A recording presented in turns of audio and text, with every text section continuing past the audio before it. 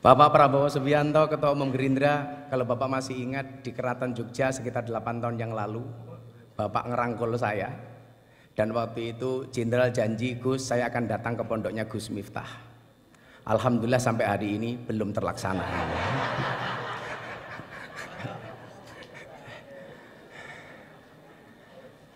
Ketua Umum PKB senior saya santri, dari saya kenal beliau dari Cak Imin, kemudian Gus Ami, sampai menjadi Gus Muhaimin,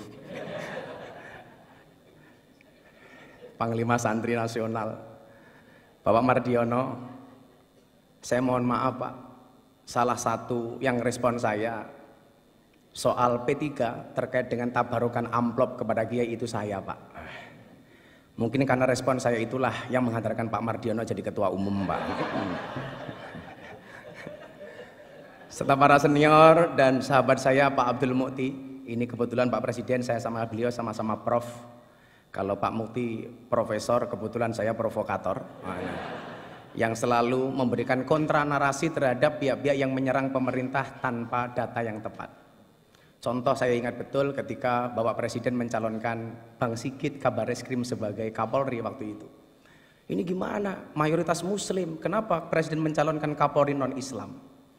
Tanpa diminta sama Presiden, waktu itu saya jawab, Polri itu lembaga Kamtibmas, bukan lembaga agama. Artinya siapapun yang mempunyai kualifikasi dan mendapatkan restu dari Presiden layak dan berhak untuk menjadi Kapolri. Nah, yang salah itu adalah kalau Pak Sigit jadi ketua MUI, lah itu salah itu. Makanya Pak Mukti terima kasih. Saya yakin Indonesia ini akan baik-baik saja bila NU dan Muhammadiyah bersama, insya Allah. Kebetulan Pak Presiden, dulu Pak Presiden jadi wali kota, saya tinggal di masjidnya orang Muhammadiyah. Waktu itu saya jadi James Bond, jaga masjid dan kebon. 4,5 tahun saya di masjidnya Muhammadiyah. Alhamdulillah nggak ada masalah Bapak. Masalahnya cuma satu. Gara-gara saya ikut Muhammadiyah, saya kurus, berat badan saya hanya 40 kilo. Kenapa saya ikut Muhammadiyah kurus? Karena Muhammadiyah belas, nggak pernah ada selamatan Pak.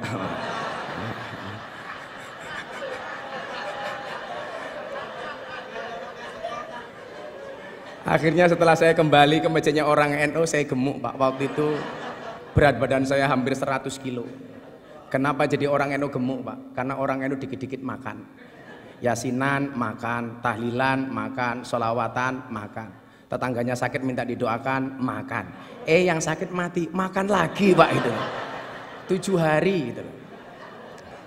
Mungkin pertanyaannya begini, kan katanya Pak Jokowi NU, kenapa kok kurus? Nah, gitu. Kira-kira jawabannya adalah karena Pak Jokowi NU tapi bersimpati dengan Muhammadiyah. Bapak Ibu yang saya muliakan, beberapa hari yang lalu saya terenyuh. Ya, yang berani ngundang saya PAN Pak. Ya. Kalau PKB selalu bilang Gus kemahalan katanya.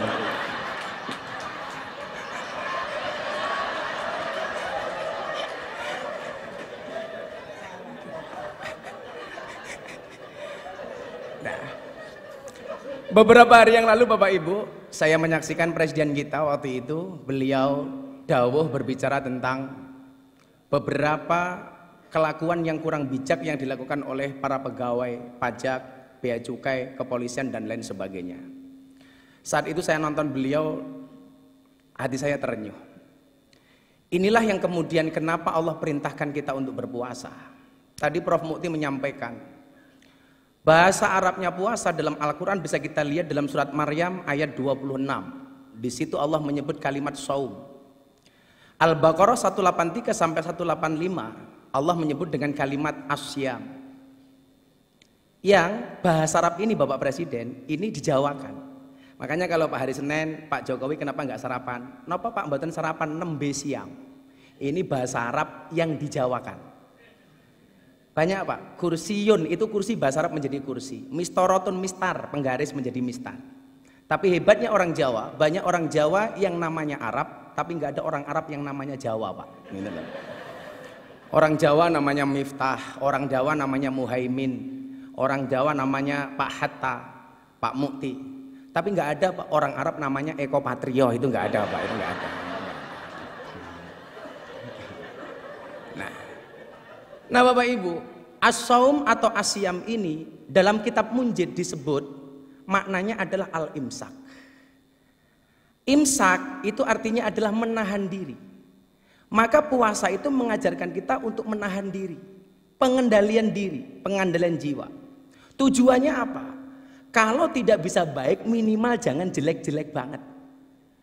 Nah, kalau nggak bisa baik-baik banget, minimal jangan jelek-jelek banget. Maka supaya kita terprovokasi dengan kebaikan itu, amal pahala dilipat gandakan 1000 kali lipat. Jadi kalau Anda khatam Quran bulan Ramadan sekali saja itu sama dengan khatam 1000 kali. Anda sedekah 1 sama dengan 1000. Makanya kemarin Presiden memberikan contoh, membayar zakat di Basnas. Ini menjadi contoh untuk kita semuanya. Tapi yang orang sering lupa, mohon maaf, bagaimana dengan keburukan? Tado'afatis sayyi'at kama tado'afatil hasanat.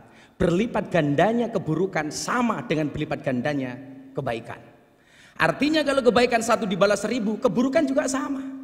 Maka hari ini mohon maaf, kok Anda maling uangnya rakyat 1, itu sama dengan maling 1000. Hati-hati. Ibu-ibu membentak suaminya sekali di bulan Ramadan, hati-hati. Itu sama dengan membentak suaminya 1000 kali. Begitu juga sebaliknya. Makanya saya dulu sepakat ketika Bapak Presiden memberikan arahan di Rapimnas TNI Polri, Pak Prabowo, waktu itu beliau bilang, tolong WA grup para istri ini diawasi oleh suami. Jangan sampai suaminya aparatur negara, polisi, tentara, tapi istrinya terpapar dengan paham radikalisme. Ustadz-ustadz yang keras. Saya waktu itu bilang sama Mas Praktekno, Mas, dawuh Bapak Presiden bagus banget. WA grup para istri diawasi oleh suami. Pertanyaannya, emangnya suami berani? Gitu loh.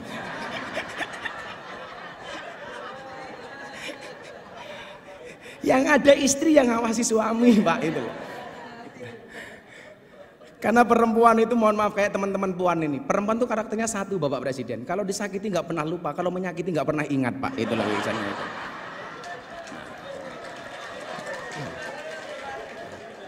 Ciri-cirinya biasanya jilbabnya putih, Pak. Gitu lah.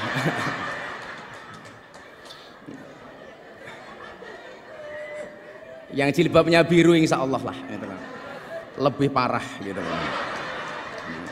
Nah, maka kemudian supaya kita ini menjadi baik, Allah punya mekanisme. Yang bikin larang ini loh Cak Imin itu lah. Beda kalau yang undang PKB murah, dinyang gitu.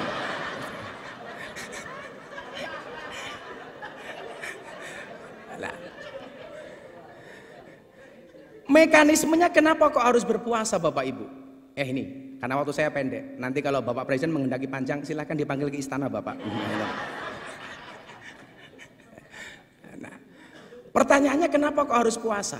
Bapak Ibu, manusia itu produk terakhir. Sebelum menciptakan manusia, Allah sudah menciptakan malaikat. Malaikat itu sifatnya Pak, bener terus gak pernah salah. Kenapa? Karena malaikat itu punya iman, tapi gak punya nafsu. Makanya kalau ibu-ibu pengen punya suami kok bener terus gampang Bu, nikahlah dengan malaikat. Apalagi Israel Bu, nggak pernah salah Bu itu. Nggak pernah salah. Bener terus Pak Prabowo itu kalau malaikat itu. Nah, setelah menciptakan malaikat, Allah menciptakan setan. Setan itu kebalikannya, dia punya nafsu tapi nggak punya iman. Makanya setan itu salah terus, nggak pernah benar. Setelah menciptakan setan dan malaikat, Allah menciptakan hewan. Hewan itu kalau dalam bahasa kitab kuning, yang tadi Pak Mukti bilang, itu tadi beliau bilang Pak Presiden, bedanya NU dan Muhammadiyah. Kalau NU Gus, kalau Muhammadiyah guys. Hai guys.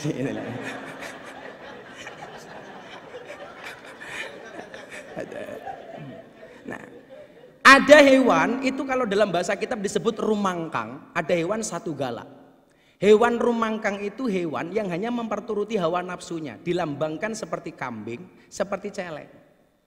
Kemudian ada hewan yang suka mengganggu, menakut-nakuti, namanya satu galak, yang dilambangkan seperti anjing dan serigala. 4 makhluknya Allah ini mohon maaf, hiburannya beda-beda. Malaikat itu hiburannya bila dekat dengan Allah. Setan hiburannya mengganggu. Kambing hiburannya makan. Setan hiburannya menggoda, nakut-nakuti. Lah mohon maaf Bapak Ibu, manusia itu empat-empatnya ada. Gitu. Jadi manusia itu ya ada malaikatnya, ada setannya, ada anjingnya, ada kambingnya. Jadi kok ada kok orang baik banget. Wah, ini COVID di Indonesia penyelesaiannya kok pertama kali terhebat. Siapa presidennya? Pak Jokowi. Oh, ini bukan manusia tapi malaikat. Lah, itulah. Seolah-olah seperti itu. Kok ada orang kok sukanya ganggu tok. Kita dengan gampang mengatakan, oh setan ini gitu. Kok ada orang sukanya hanya nakut-nakuti, kita dengan gampang mengatakan ini kok kayak anjing. Tapi sebaliknya orang kok yang dipikir cuman makanan tok, itu berarti kelasnya kayak kambing. Pagi nasi goreng, siang pecel, sore soto, malam masih Indomie lah. Wedus gitu kan itu. Lah. Lah mohon maaf Bapak Presiden. Orang itu kenapa berpuasa? Dipola seperti malaikat. Karena besok itu orang masuk surga itu sifatnya kayak malaikat. Malaikat itu nggak makan, nggak minum, nggak kumpul. Maka bulan Ramadan ini manusia dibuat seolah-olah seperti malaikat. Ada makanan nggak boleh makan, ada minuman nggak bisa minum, ada istri nggak boleh kumpul. Kenapa? Supaya kita mendekati sifat malaikat yang akhirnya pantas untuk masuk surga. Maka orang itu Pak kalau mau puasa pasti sakti. Kila makola, Ibu Presiden, Ibu Sujiatmi, beliau rajin puasa, makanya sakti, punya anak presiden. Kebetulan anaknya juga rajin puasa seperti Bapak Presiden. Sehingga mohon maaf, jangankan manusia, hewan sekalipun kalau mau puasa itu sakti Pak. Contohnya ular Pak. Ular itu makan sekali puasa 1 bulan. Makanya dia dikasih senjata oleh Allah namanya bisa. Beda dengan kambing Pak. Kenapa dia mulutnya tidak sakti? Karena nggak pernah puasa Pak, makan terus itu. Makanya orang kan begitu dan kalau Pak Prabowo mungkin di hutan dulu ke zaman tentara sering melihat ular lah seperti itu. Nah, sehingga kemudian apa? Kalau kita digigit kambing sama ular Pak, itu pasti lebih berbahaya digigit ular Pak. Digigit ular mati Pak, digigit kambing melorot tok Pak, itu loh, gak apa-apa ya. Itulah. Nah, maka kemudian apa? Disitulah kemudian Allah mengatakan ada salah satu da'awatin mustajabun. Ada 3 doa yang langsung dikabul oleh Allah. Yang pertama adalah da'watul madlum, doanya orang terzalimi. Terzalimi. Lah mungkin ya mohon maaf, orang yang doanya terzalimi itu mustajabah. Kenapa kok Indonesia makmur? Karena kita sering lihat Pak Jokowi itu sering dizalimi. Sering dibully Pak. Makanya kalau doa beliau mustajabah itu lumrah Pak, itu loh. Gitu loh. Makanya kalau Cak Imin pengen doanya mustajabah ya siap-siap saya dolimi Cak Imin itu.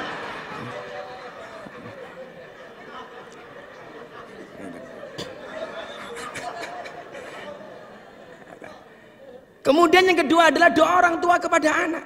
Ini langsung istijabah oleh Allah.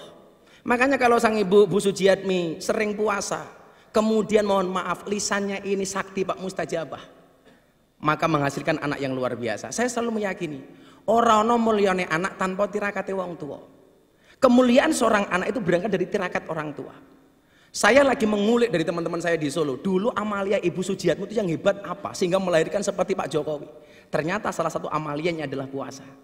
Karena doa terakhir yang dikabulkan oleh Allah dan pasti dikabulkan adalah dakwatus shaim, doanya orang berpuasa. Maka ketika kita puasa inilah kemudian kita menjadi orang baik. Di situ Allah mengatakan innallaha yuhibbul muhsinin. Allah itu mencintai orang-orang yang baik. Kalau dia baik Pak nggak akan korupsi. Kalau dia baik nggak akan menyakiti hatinya rakyat. Kalau dia baik Pak nggak akan tersinggung. Restoran buka di siang hari di bulan Ramadan. Jangan malah teriak-teriak takbir. Waduh Pak, murah amat takbir hanya untuk nutup rumah makan. Kalau saya ketemu Pak Pizul ada rumah makan bukan takbir Pak, tapi traktir gitu Pak. Itulah alasan Bapak kenapa orang puasa itu mulutnya bau. Supaya orang puasa itu banyak diamnya. Maka bulan Ramadan itu yang perlu ditutup bukan restorannya tapi mulutnya. Kenapa? Karena puasa itu orang puasa itu tidak untuk dihormati, tapi akan melahirkan pribadi yang terhormat. Nah, begitu mohon izin Bapak Presiden karena waktu saya cuma 10 menit, mungkin bila diperpanjang besok di Istana Negara Bapak. Insya Allah itu. Akhirnya Bapak Ibu sebelum berdoa, orang puasa itu haus, orang puasa itu lapar, orang puasa itu dahaga. Kenapa kok bisa bersabar? Kalau seandainya kita pura-pura masuk kamar, makan nasi padang, minum es teh, keluar dari kamar, nggak ada yang tahu, Pak. Tapi kenapa tidak pernah kita lakukan? Jawabannya sederhana, Bapak Ibu. Kenapa orang puasa itu walaupun haus, lapar, dahaga dia bisa bersabar? Jawabannya adalah karena orang berpuasa yakin adzan maghrib pasti datang. Artinya apa? Apapun masalah yang diterima oleh bangsa ini hari ini, entah masalah PSSI, masalah apapun, kita meyakini solusi dari Allah pasti akan datang. Gembok tidak pernah dibuat tanpa kunci, masalah tidak pernah dibuat tanpa solusi. Bapak Ibu,